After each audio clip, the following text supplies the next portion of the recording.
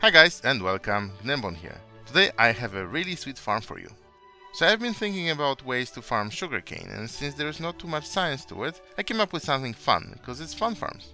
It's going to be definitely different from other sugarcane farms that you have probably seen. It's very space effective, also cheap to make per one sugarcane spot, and what is more important, it won't look weird even next to your great looking house. That's not my house by the way, but it looks good. And the farm definitely fits the theme, because this is the farm I was talking about. So sugarcane is something that you don't need until you really need it, and then you need lots of it, either to craft rockets, or I know some people use them to trade with villagers. I don't know why you would do it, but whatever, you need lots of it. Automatic farms typically involve building all sorts of piston contraptions with sugarcane growth detection, which require typically lots of resources, and are primarily very space inefficient, meaning you cannot fit lots of sugarcane crops in a small area.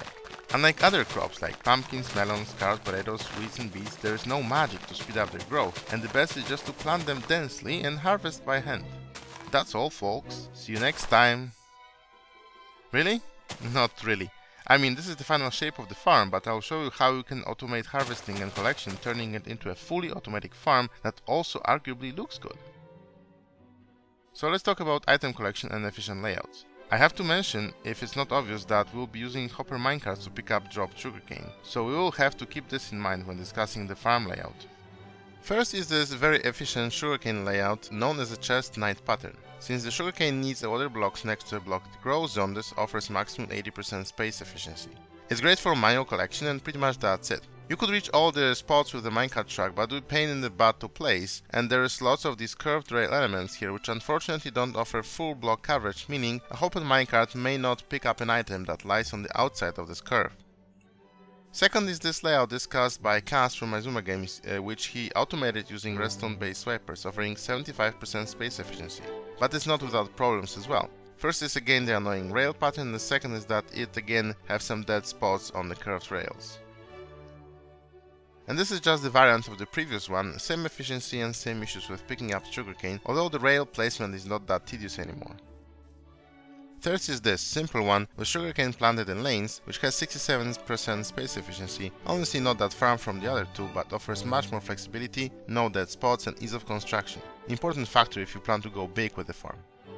Here I should mention one more thing. You can use Frostwalker boost to turn the water into frosted ice and then collect all the items below using a simple track running back and forth, but lighting would be tricky to keep the ice from melting while still preventing mobs from spawning, and if you mess up something you are risking that all this water will flush all your tracks below, which would be an issue for sure. And on top of that, each frosted ice block is actively scheduling block updates to check for melting once every 1 or 2 seconds, which causes extra lag, even if the farm is in a dormant state. That's why, although it's possible to trick it, I decided to use regular water. So the next part is harvesting. Due to the obvious lack of space for pistons and such, we will be using flying machines. To build one, it's actually very easy. We need 2 pistons pointing into opposite directions connected with slime blocks, like so. It is also quite important to secure yourself with immovable blocks just in case. And then we need just 2 observers powering each of the pistons. Like that, just this one needs to be pointing the other way. Ilmango released a while ago a great introduction to observer flying machines, pointing out that placement of the observers can be very different as long as they power each piston. There are a couple of things that are amazing about this engine. First, it can go both ways depending which observer you update first. It can stop safely, and also because each part of it consists of only 3 blocks, you can attach massive number of blocks to each side, 9 or either way to be precise, making it possible to form this massive 20 block long cutting blade, which we can use to grab our sugarcane with. And since the machine flies on its own, we don't need any redstone to wire it up, which is always a great thing. Oops.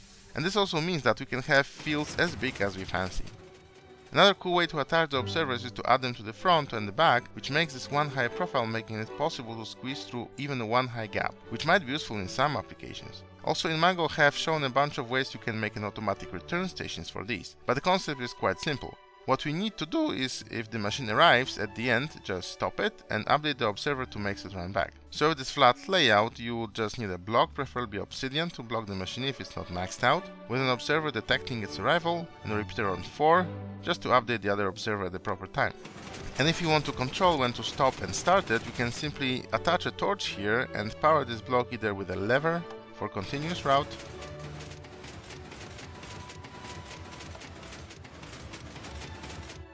or with the button to send it once.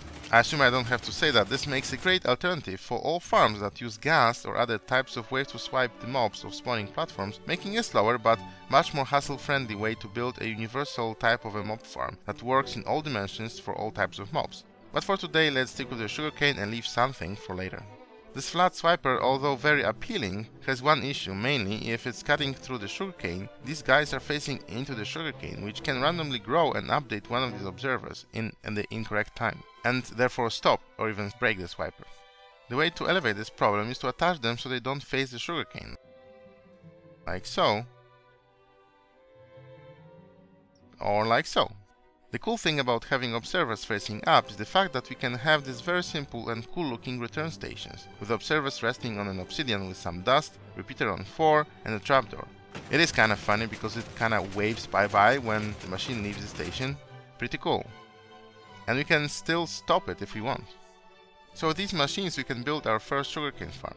In this case 40 by 100, which is a very simple way of partially automating the basic sugarcane fields. So here we have the most optimal layout with lily pads over water. It needs to be lily pads, as they, unlike carpets, don't stick to slime blocks. Lily pads can be grabbed in a non-sustainable way from swamps, or sustainably by using one of these lily pad farms, since lily pads are, I think, the only actual unique thing you can get with one of these. In this case, with just a few blocks you are automating the harvesting part of the sugarcane farming, leaving item collection for the player. I marked out the path for the player to clear after he sets the machine, so let's check out how it fares.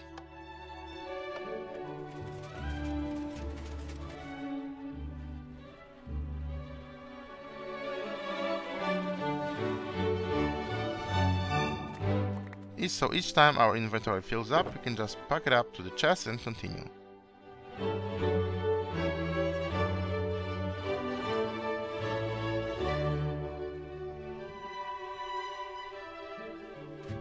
Obviously the real pain in the butt are the coast blocks, but this can be avoided by running with a tool in hand and keeping the right click button on your mouse pressed.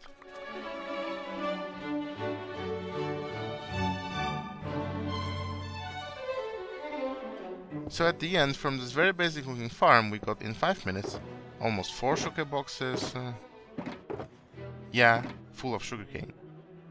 So let's talk about full automation. For that, we can simply run rails below the farm and run and collect them with hopper minecarts, and for that we need a very effective minecart unloading station. The reason is very simple. If we harvest the entire field at once, we have to pick up all that sugarcane within 5 minutes before it despawns. So since we cannot speed up minecarts much, we have to have effective minecart unloading station.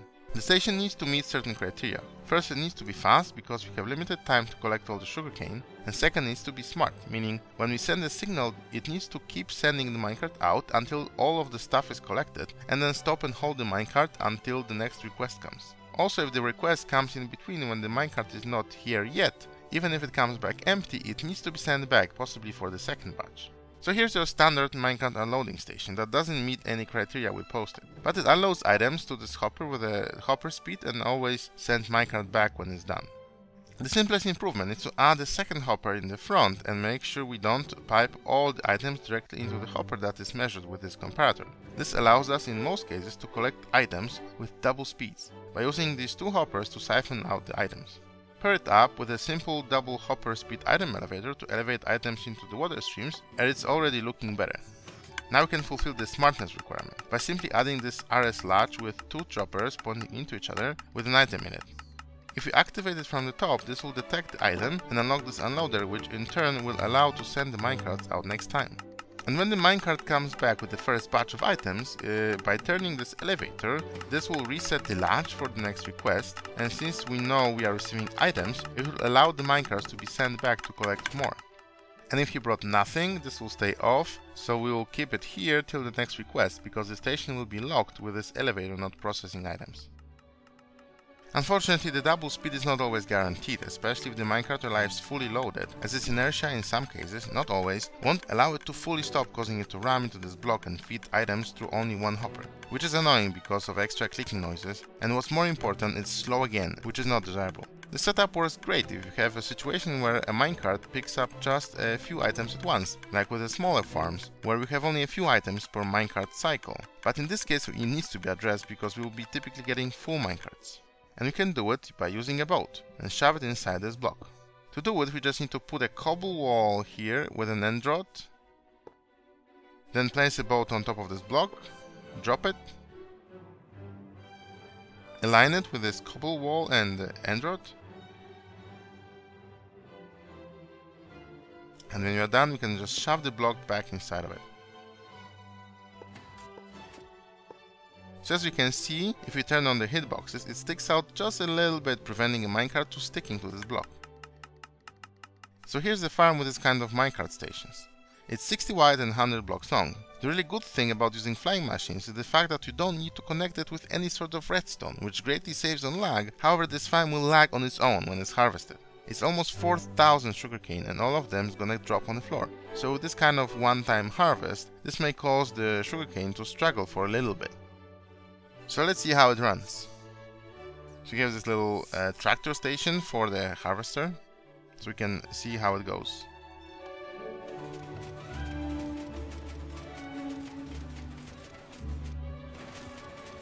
So you can see that there's an issue with it in the form of sugarcanes landing on top of these hedges. But that's not a problem, because when the machine goes back, it pushes them back into those pits, updating minecarts collectors again, which means that this design is not only space efficient, but pretty much lossless. And only uses a few hopper minecarts to collect all the sugarcane. This field will generate over 7,900 sugarcane with one full harvest, which is 4.5 sugar boxes, all in 6 minutes. But we can speed up the collection even more. With this setup, it takes about a minute to dump the entire minecart full of sugarcane into these hoppers, and also another minute to run the full cycle to collect the next round. And since we are already using 2 entities at the station, why not to have almost instant item collection? And we can do it with this. In this case, we are using a second minecart hidden inside these blocks to grab content of our collecting minecarts almost instantly. To install the minecart, we just need to replace this detector rail with a trapdoor, place and push hopper minecart like so, break the rail, break the sand, break the trapdoor, and place the sand blocks against this block and this lever, and bring back the rails. Now we just need to form the detector rail into correct shape, and we are done. The cool thing about this is the fact that it dumps all the sugarcane pretty much in no time and sends for the next round while it pumps current portion out to the elevator, so we can save a lot of time allowing to harvest even bigger fields.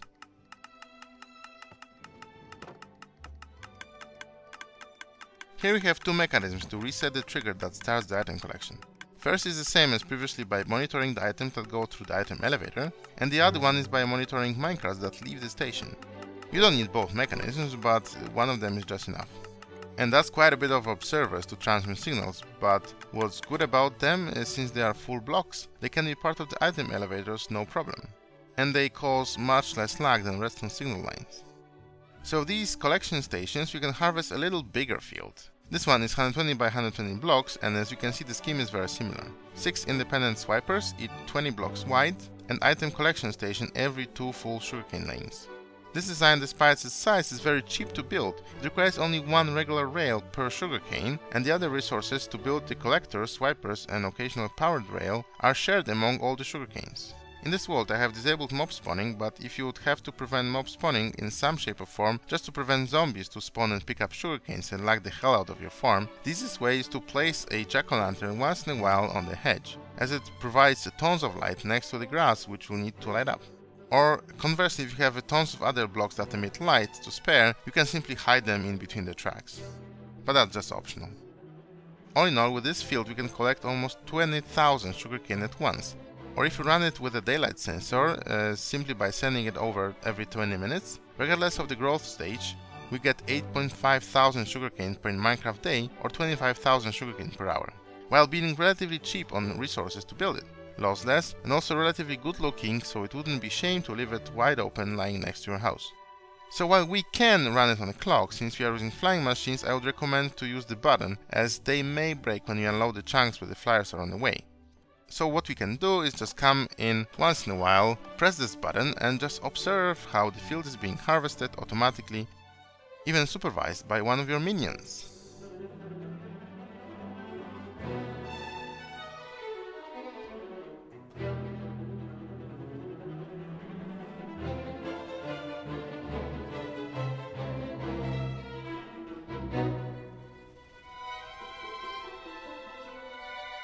and the goods are delivered straight to your feet.